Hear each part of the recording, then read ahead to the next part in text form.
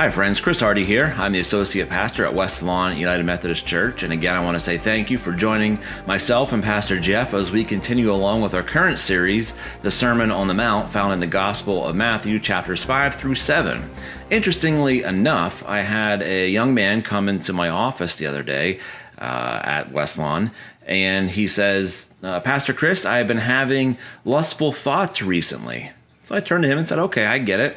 A man your age will normally have these kind of thoughts. Have you entertained them? To which the gentleman said to me, nope, but they've certainly entertained me. Anywho, this brings us to today's passage where Jesus is teaching about adultery or lust. So I'm going to read to you from the New Living Translation, Matthew chapter 5, verses 27 through 30, about lust and adultery. You have heard the commandment that says, you must not commit adultery. But I say, anyone who even looks at a woman with lust has already committed adultery with her in his heart. So if your eye, even your good eye, causes you to lust, gouge it out and throw it away. It is better for you to lose one part of your body than for your whole body to be thrown into hell. And if your hand, even your stronger hand, causes you to sin, cut it off and throw it away. It is better for you to lose one part of your body than for your whole body to be thrown into hell. Now, right off the top, I think this is a great passage where we can say that the entire Bible, all of Scripture, from the Old Testament to the New Testament, does not need to be taken literally. That every word that is written, that every phrase that is uttered, shall not be taken 100% literally, and that there are uses of figurative language in Scripture, such as this one.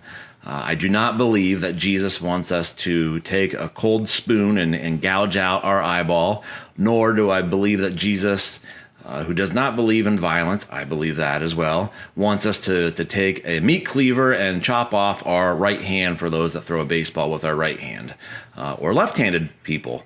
The same. I don't believe that is what Jesus is saying here. However, what he is saying is about this seriousness of lusting, of adultery, and quite frankly, of sin in general. I look at this picture here.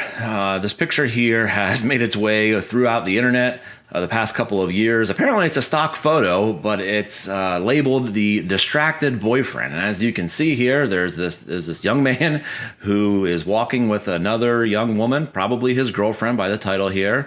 And he is quite entertained by the other female that had just walked past him. And his girlfriend has this quite disgusted, are you for real look on her face, where she probably wants to smack him upside the head. But if she's a Christian, maybe she wouldn't want to do that because, again, I don't believe Jesus likes us to be violent. But anywho, that is what we're seeing here, that this couple is walking, and not only does he notice that this female that just passed him by is quite attractive, he makes it a point to turn away from the woman that he is walking with and to pay extra attention to her, to have, I'm going to assume, lustful thoughts by his expression of enjoyment on his face. And I think that's exactly what Jesus is saying here, because it's human for us to notice when someone is attractive.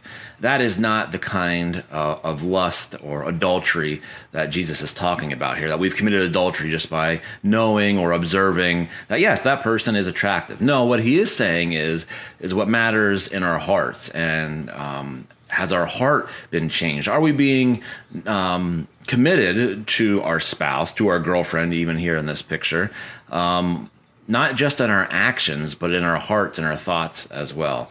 Are we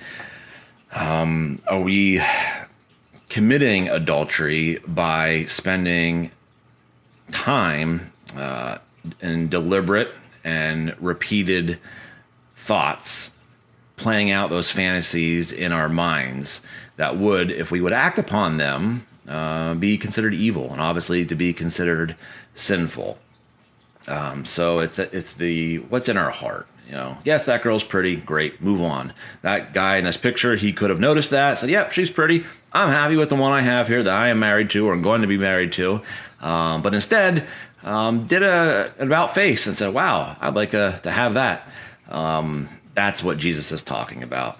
And when he gets into then the removing of the sin from our lives, the eyeball that causes us to sin, or that's just pretty much the mechanism of the heart, I would say. If our heart is bent towards sin, towards lust, we use that eye to sin. But a blind man can still lust as well. So even if you gouge out your eye, blind man, blind woman can still sin. But what he's saying here is that, yes, it is going to be painful to take that meat cleaver and hack off your hand. And I'm sorry if you are enjoying your breakfast right now and I'm putting this visual into your mind. Or taking that cold spoon. Don't know why it has to be cold, I guess because that's more painful to gouge out an eyeball. I think it's painful regardless of what mechanism we'd use. But the point is removing that sin from our lives. It is better to engage in something that is going to be painful, such as removing those bad habits, something that we find pleasure in, something that we find useful, but it is causing us to sin, those idols that we worship, which could be the female form or the male form, or dare I say pornography. How we cheat on our husbands, our wives, our girlfriends, our boyfriends, our significant others. Removing that act of pleasure is going to be painful, especially if we've been doing it for a substantial amount of time. So Jesus is urging us to remove that sin from our life, because ultimately it's better to experience that figurative pain of removing the eye in this life than to stand before God and to never addressing it or pretending it doesn't exist. So I believe that's what Jesus is teaching us here. It's within our hearts.